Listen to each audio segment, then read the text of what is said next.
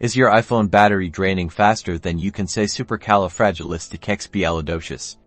Don't panic, because I'm about to unleash the ultimate battery-saving secrets. First, let's dive into your iPhone's settings. Open your Settings app and scroll down to the Display and Brightness section. Make sure Auto Brightness is turned on. This nifty feature adjusts your screen's brightness based on ambient light, preventing unnecessary battery drain. Next, head to General, then tap Background App Refresh. Toggle off apps that don't need to constantly refresh in the background. Now, let's tackle location services. Go back to the main settings menu, then tap Privacy and Security and Location Services.